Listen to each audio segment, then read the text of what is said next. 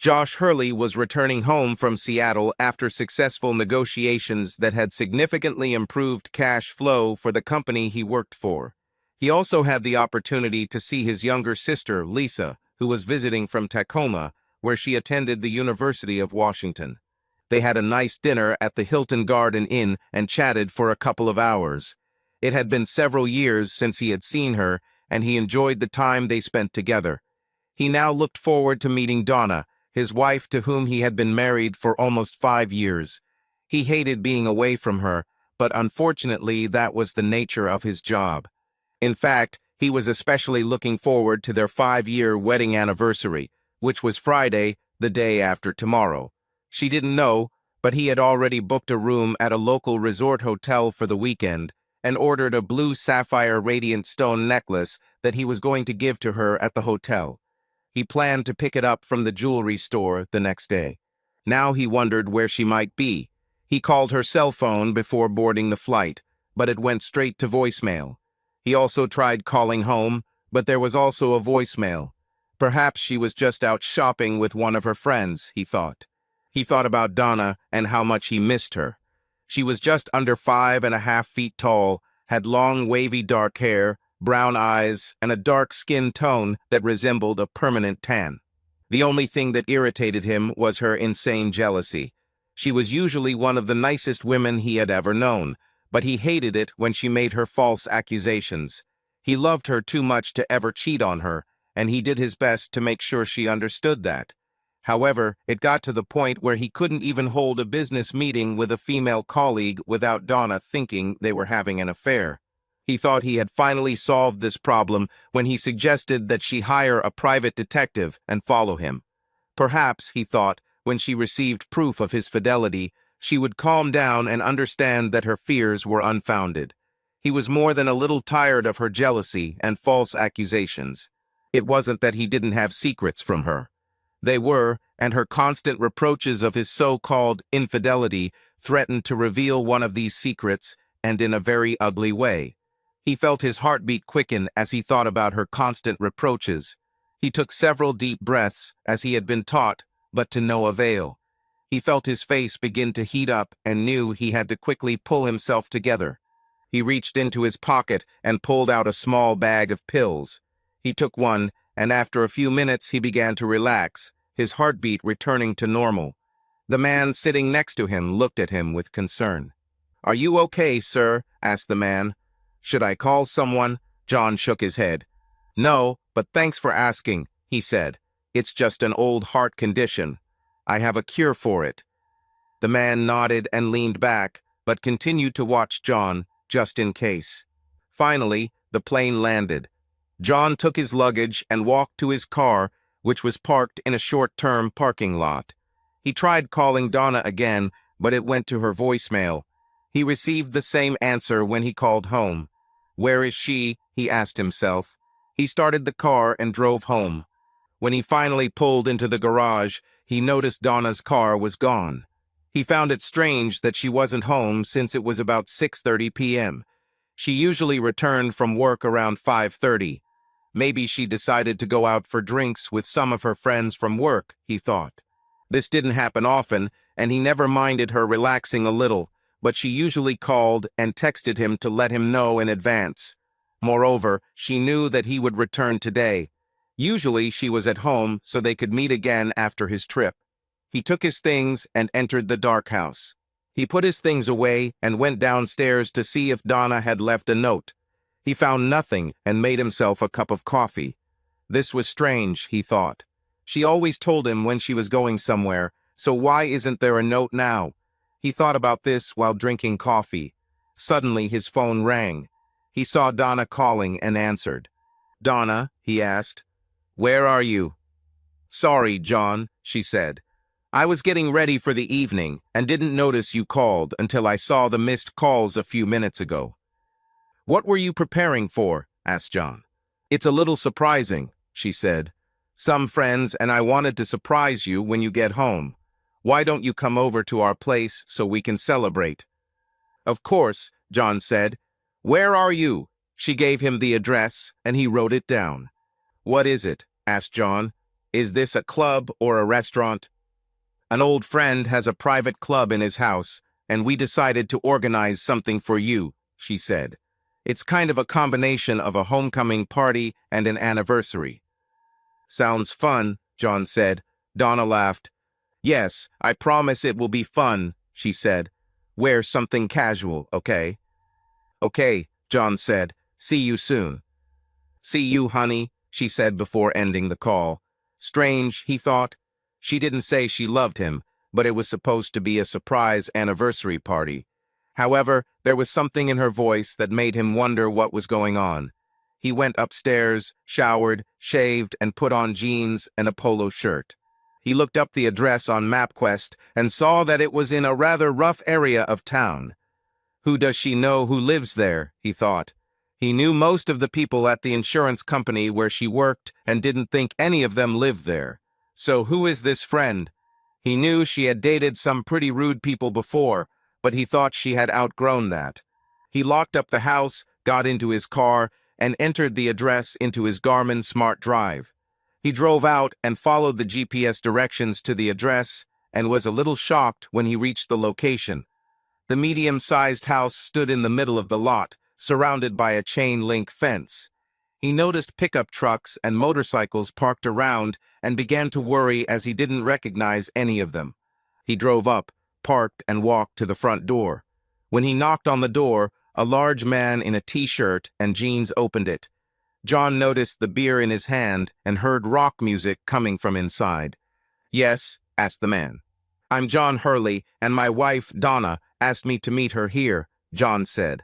I hope I'm in the right place. The man smiled, but John didn't think it was friendly. The man reached out and shook John's hand.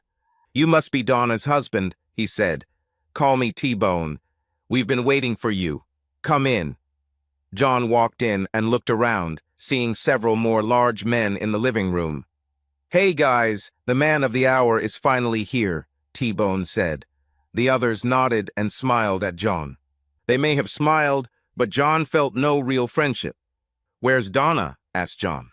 Oh, she's downstairs getting ready for the main event, T-Bone said, causing the others to giggle. Would you like a beer? Yeah, sure, John said.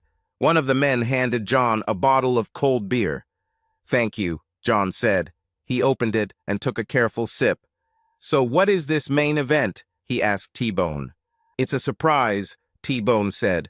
Your old lady wanted to do something special for your anniversary and asked us to help. I'm at a disadvantage, John said. Who are you guys? Well, this is CJ, T-Bone said, pointing to one of the men in the room. And this is RJ, and this guy next to him is Aj, he added. That big guy over there, we call him Bull. I'm sure you can see why. John saw a very large, muscular black man standing at the kitchen table. They all looked as angry as snakes, and John noticed a large sheathed knife on RJ's belt. Yes, said John, and you're all Donna's friends. Yes, said CJ. It's been a long time. Haven't seen her much since she married you.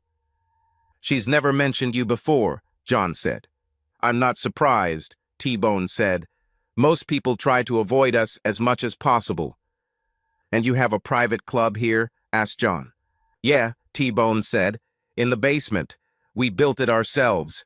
We like to get together every now and then, have a drink, have some fun, you know. The others chuckled at that, but John felt the hairs rise on the back of his neck. Something bad was going to happen, but he didn't know what. John heard footsteps coming up from the basement.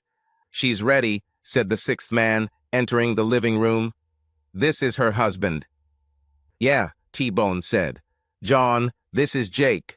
He'll take you downstairs. What's going to happen? Asked John. Little surprise, T-Bone said. I promise it will be an evening you won't forget. The others chuckled, but John was nervous. Everything will be fine, Jake said. Come on, Donna is waiting for you. John walked over to Jake, who led him downstairs. Happy anniversary, T-Bone said as John began to descend. When he reached the basement, he saw a small bar in the corner of the room and a well-lit raised area at one end of the room. A curtain was drawn across the end of this area, which he realized was probably a stage. His biggest concern was the bed on stage and the camera on a tripod a few feet away. There were neon beer signs on the walls, and the room was quite dark, like a bar or club. There was a pool table at one end of the basement, and John noticed several tables in the room. The jukebox was on one side of the wall, and John realized that was where the music was coming from. Two other men stood in the room, watching John as he entered. Jake pointed to a chair in front of the stage. The chair was next to the table, but was facing the stage. "Sit down," Jake said, pointing to a chair. "Where's Donna?" asked John. "She'll be out soon," Jake said. "Sit down. You can put your beer on the table if you want." John put down his beer and looked around. Something inside him told John that he needed to get the hell out of here, but he suspected that the 5 men upstairs wouldn't let him leave. Plus, he was worried about Donna. What will they do to her if he runs away? He took a final sip and put the bottle on the table. As soon as he sat down on the chair, Jake and 2 other men grabbed his arms and tied them to the armrests. "What the hell is going on?" John asked, angry. The men ignored him. "Let me go now," John demanded. "Shut up, you bastard," he heard his wife say. He looked up to see Donna wearing only a tiny thong and half-bra. "What the hell is this?" John demanded. "Why are you dressed like that? Who are these guys?" "It's in honor of our anniversary," she said scornfully. "These guys are my friends, and they will help me teach you a lesson about infidelity." She dropped the photo into his lap, and he looked. It was a photo someone had taken while he was having dinner with his sister. "I never cheated on you," John said. "You're wrong." "Damn your lies," she screamed. "Donna, stop right now, and we can discuss this," John said. "It's not what you think." "Oh, really?" she asked. "You look like you're having fun with this blonde. If you can enjoy it, then so can I. But unlike you, I won't hide it." With these words, she turned and walked onto the stage. "Okay, guys," she announced. "It's time to start the show." And she didn't start having sex. For the second time in his life, John lost his temper. The next thing he knew, he was standing free. He looked up to see Donna, wide-eyed and shaking. "Please don't touch me," she begged. "I'm not going to touch you," John said, shaking his head. Keeping her in sight, John took his phone out of his pocket and dialed 911. When he was done, he put the phone away and looked at her. "You stupid bitch," he growled. "John, I caught you red-handed," she said. "You cheated on me with that blonde. I was just taking revenge." "So you hired a private investigator to follow me in Seattle, right?" he asked. "Yes," she said, "and I got this photo." "Did you bother to read the report that was attached?" asked John. She shook her head. "No," she said nervously. "I just looked at the photo." "It was my sister, you stupid bitch," John shouted. "The last time we saw her was at our wedding. She's a senior at the University of Washington in Tacoma. She came to visit me in Seattle, and we had dinner. It's all just dinner. So you saw the photo and didn't ask me questions. You just assumed, as always. Well, you're right about one thing. I'll never touch you again. I'll see you in prison, and then I'll divorce you." "No, John, please don't do this," she begged, walking towards him. "Stay away from me, bitch," John said. "John, please," she begged. "I made a mistake. That's all." "Yes, you made a mistake," John said, "and you will pay for it in full." By then, the police had already arrived, and several officers went downstairs, breaking down the front door. Everyone had their guns ready and were looking back at the consequences. They quickly searched the basement, checking each of the men. One officer pulled the knife from RJ's hand and watched as he fell to the floor. The sergeant approached John. "Did you do all this?" he asked. Trembling, John nodded. "Why?" asked the sergeant. "Watch the video and you'll see why," John said, pointing at the camera. "Check this video," the sergeant ordered one of the officers.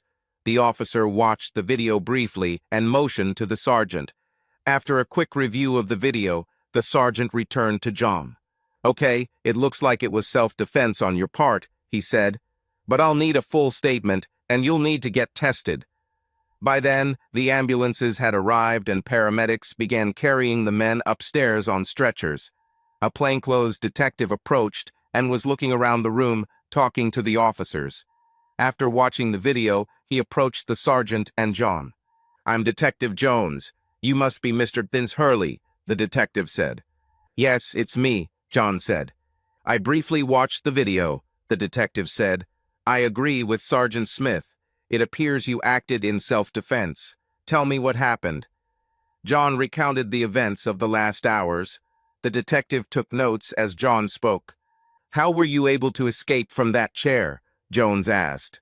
"And how were you able to cope with all these men? They are all clearly larger than you."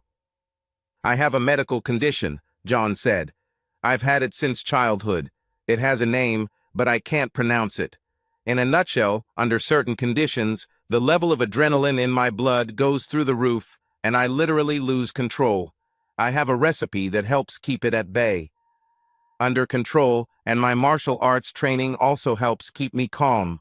This is only the second time in my life that something like this has happened." "Do you have this medicine with you?" Jones asked. John nodded. "I always carry it with me," he said.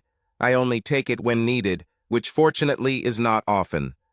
Jones asked one of the other officers to get a bottle of water, which he did. "Maybe you should take one now," Jones said, handing John the water. John took a small bag from his pocket and washed down the pill with the water Jones gave him. Within seconds, John felt much better. "Are you feeling better now?" Jones asked. "Yes, thank you," John said. "Do you remember what you did here?" Jones asked. "No, I don't remember," John said, shaking his head. Jones showed John the video. He was shocked by what he saw. It was like watching a Steven Seagal movie, but it was real life. "You don't remember how you did all this?" Jones asked. "No, I don't remember," John said. "Honestly, I never thought I had such abilities." "What's the last memory you have?" Jones asked. "This man was getting ready to come too close to me," John said. "I understand," Jones said, looking around the room where another officer was taking Donna's statement. "I want you to go to the hospital and get tested, Mr. Hurley. I'll talk to you a little later after I've collected all the evidence. I understand you want to press charges." "Absolutely," John said. "What about your wife?" Jones asked. "Do you want to charge her?" "Especially her," John said. "She's the one who started it all." "I see," Jones said. He took John's contact information as the paramedic examined his wrists and ankles. "I will contact you, Mr. Hurley. Please do not leave the city." "I'm not going anywhere," John said. Detective Jones nodded and gave instructions to the officers, then walked towards Donna, who was still giving her statement to the officer. A couple of minutes later, John heard her screams as she was handcuffed and taken out of the room. "Please, John," she cried. "Don't let them take me. Tell them it was a misunderstanding." John shook his head and turned away. After everyone finished the interrogation, John went to the hospital for an examination. A few hours later, he drove home. On the way, he realized that he had not eaten anything since leaving Seattle and stopped at a fast food place for a burger. Returning home, he ate, then called his boss, Jim Rollins, to explain the situation. "Damn, John, I'm sorry to hear that," Jim said. "Listen, bring the signed contract and then take a week off. You've got a lot of time off." "Thanks, Jim. I appreciate it," John said. After he calmed down, John took a shower and went to bed. The next day, he went to the jewelry store and canceled the order for Donna's necklace. He had to pay a small restocking fee, but he got most of his money back. He also canceled his hotel reservation and obtained a refund. Then he called and made an appointment with Jenny Hawkins, a divorce lawyer, on Friday. He had just finished lunch when his phone rang.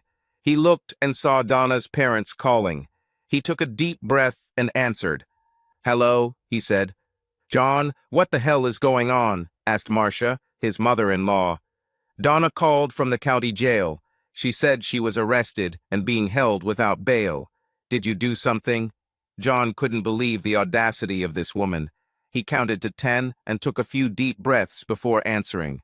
Did she tell you why she was arrested? Asked John. She said it was some kind of misunderstanding on your part, Marcia said. He told them everything that happened. She didn't mention this. What? Asked Marcia. Why would she do that? Because she saw a photo of me having dinner with my little sister and thought we were having an affair, John said. This woman is crazy, and tomorrow I will meet with a lawyer and file for divorce. You can't be serious, Marcia said. Look, I know you're probably upset, but you understand how she felt. What would you do if you saw her having dinner with a man? I would ask her about that, John said. I wouldn't lose my temper the way she did. Look, Marcia, you have no idea what your daughter did, and I can't forgive it. I'm tired of her crazy jealousy since we got married. It ends now. With these words, he ended the call. When she called again, he sent the call to voicemail. Curious, he walked into the living room where he and Donna had their home computers. He sat down at her computer and turned it on. He already knew her passwords, so he easily entered her desktop. He opened her email client and was shocked by what he saw. He found an email from something called Jenkins Investigations and opened it. A document and photo were attached to the letter. The photo was from the restaurant where he had dinner with his sister, the same one that she had thrown in his face earlier. The report stated that target John Hurley, meaning he, was having dinner with a woman who appeared to be significantly younger. The report further stated that after dinner, the woman left the hotel and Hurley went to his room. There was something else. The report clearly identified the woman as Lisa Hurley, a senior at the University of Washington in Tacoma, and public records indicate that she is John's younger sister. During the entire period of observation, Hurley was not observed to engage in any inappropriate behavior with anyone, regardless of gender, the report concluded. If Donna had bothered to read the report, she would have known that he was not cheating on her. But as usual, she simply saw the photo and made her own erroneous conclusion. He printed it out and continued his search. He found emails from her to a website called Hachitingatinjevan.com, where she falsely claimed that her husband was cheating on her and she wanted revenge. He saw letters from the site and read the correspondence. The more he read, the more his blood began to rise.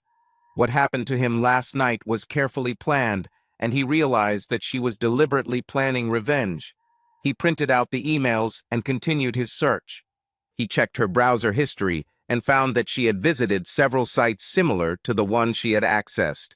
While browsing the site she linked, he saw several sample videos of other husbands being tied up and forced to watch their wives have sex with multiple men, humiliating them all the while.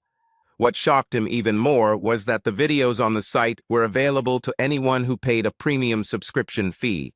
John wasn't stupid. He had seen adult videos and knew that in order to post the videos on the site, you had to fill out a permission form.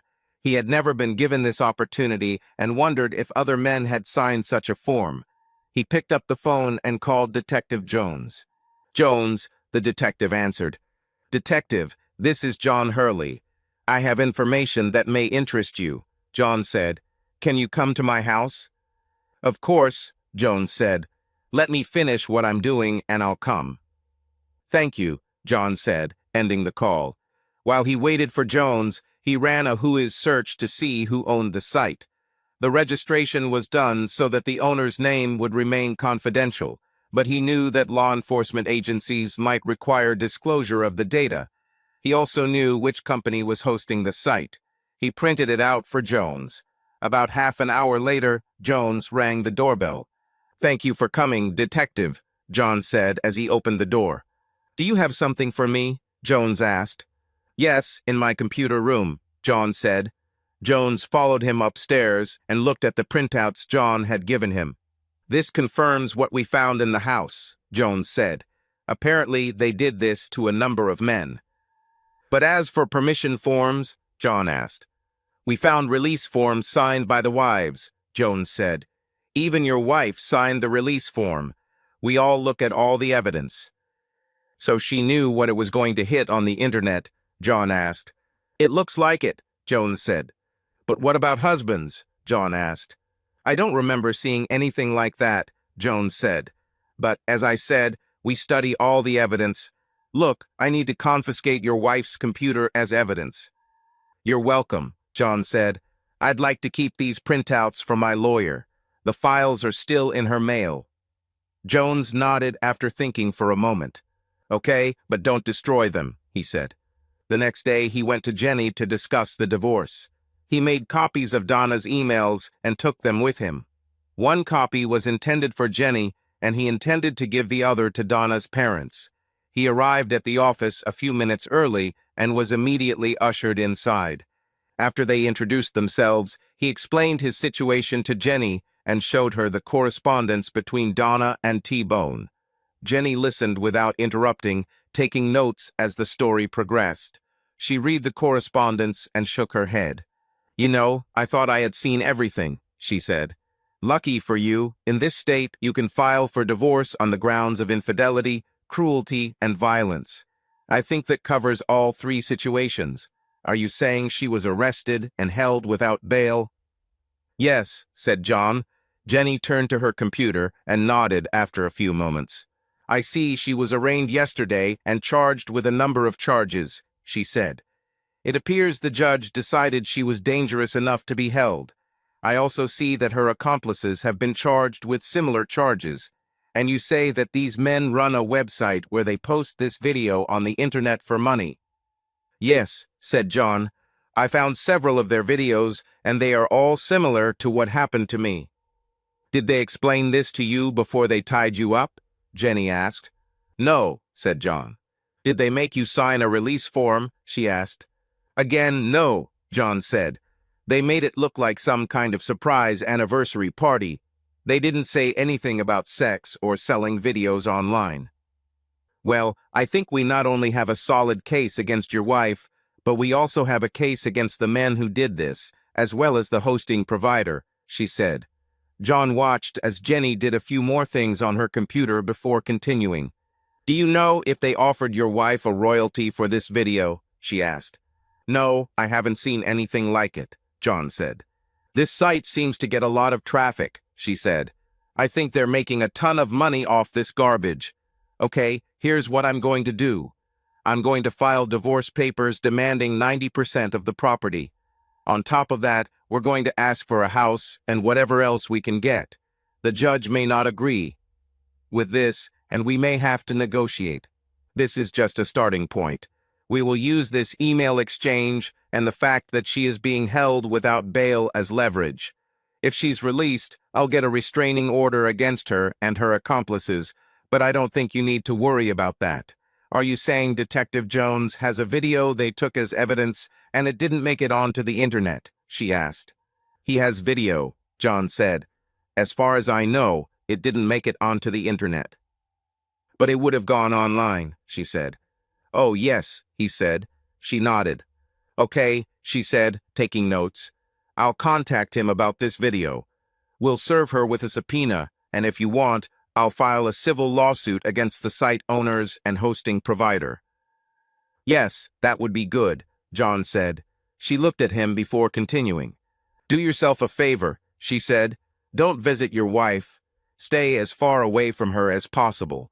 Don't think about what she did. Let me and the authorities handle it. From what you told me, it's best you don't think about her. If you want, I can refer you to a therapist to help you deal with this. John nodded. Yes, he said. I've tried everything I know, but it doesn't seem to be enough. Usually breathing exercises and medications help me keep everything under control, but I've never encountered anything like this. I understand, Jenny said. She handed him the card. I'll call her right now if you want. You're welcome, John said. She picked up the phone, called, and made an appointment for him. When she finished, she smiled and looked at John. Doctor, Sykes said she can see you at 4:00 p.m. today, Jenny said. Will this suit you? John looked at his watch, then nodded. Will do, thanks, John said. Okay, she said. Here's what you need to do soon, she added, handing him a piece of paper with a list of things to do. Most of them were related to the bank, so he decided to look into it after meeting Jenny. I'll get to it immediately, he said. Great, she said. Look, I know this hasn't been easy for you, so I want you to rest, relax, and let us get on with it, okay? I see, he said. Okay, she said. Don't worry, John. Everything will work out, and you can move on with your life. He thanked her and left the office, leaving a substantial advance. From there, he went to the bank, paid off and closed their joint credit cards, withdrew all but 10% of the money, then opened a new account in his name and applied for a new credit card. He then stopped by Donna's parents and explained to them what had happened, showing them email correspondence between Donna and T-Bone. They were shocked when he told them what he knew. It hurts, Donna's mother, Marcia, said. I can't believe she would do something like that. Are you sure you didn't cheat on her? Marcia, I love Donna with all my heart, and I never even thought about cheating, John said. She saw a photo of me having dinner with my little sister and thought we were having an affair. She didn't even bother to read the report. If she had, this probably wouldn't have happened. She shook her head. I don't know what to tell you, John, she said. I'm really sorry this happened to you. Me too, John said. Just stay in touch, okay? She asked. We always thought of you as the son we never had. I will, he said. By the way, this guy still has her car. I'll give you her keys if you want to pick her up. I'll drop off her stuff later today or over the weekend. Thank you, she said. He handed her the keys and gave her the address. By then, he had enough time to get to his meeting with Dr. Sykes. Dr. Dick Sykes. Rhonda, to her friends and patients, listened to John's story and said nothing until he was finished. I have heard about your condition, but I have never met anyone who has been diagnosed with it, she said. And you say you use martial arts training to keep it under control? Yes, said John. Mostly breathing exercises. This, along with the medication, helps my blood pressure. It usually works pretty quickly, and until recently I rarely used it. Are you still doing martial arts? She asked. Yes, said John. Maybe we should look into some meditation exercises, she said. Would you agree to this? Yes, said John. Okay, she said. We have a lot of work to do, John, but I think we can help you get through this without more medication. I'd prefer that, John said. He returned home and packed Donna's things, including all of their wedding photos and her wedding dress. He looked around and packed up a few trinkets she had collected over the years. They no longer meant anything to him, and he wanted to remove everything that reminded him of her. This weekend he changed the locks on the house, took Donna's things to her parents, and did the usual yard work. On Sunday, he found an app that he said helped him calm down, so he downloaded it to his phone and listened to the sounds of rain while going through breathing exercises. After half an hour, he felt like before and decided to go to work the next day. The next few weeks passed quietly for John. He went to work, returned home, watched TV, rested, and went to bed. The house seemed much quieter without Donna, and he enjoyed doing what he wanted without her constant accusations. His therapy sessions with Rhonda helped him significantly, and he found the relaxation techniques she suggested to be very helpful. He kept in touch with Jenny, who said she was going to wait until after Donna's trial before serving her with a subpoena. Her thought was that the divorce would go smoothly if she was convicted of a crime. The day of Donna's trial arrived, and he was asked to testify, which he did gladly. The jury was shocked when the prosecutor presented evidence, including John's testimony. They were so shocked that they returned with guilty verdicts on all counts within just a couple of hours. The judge showed her no mercy and sentenced her to the maximum possible under state law 20 years. She was eligible for parole after 15 years, the judge said. As she was being let out, the bailiff stepped forward. He verified her identity and handed her an envelope. You have received a summons, he said. Defeated, Donna signed the papers and handed them back. Have a nice day, said the bailiff, receiving them. She looked at John with tears in her eyes, but he simply looked away. Deputies escorted her out and took her to a van that would take her to the state women's prison. A couple of months later, John learned from Jenny that Donna became pregnant after that sex, but lost the child. Too bad, John thought. The trials of T-Bone and his team took significantly longer. Detective Jones found a treasure trove of evidence that suggested they had been the victims of up to 15 men over the past 13 months.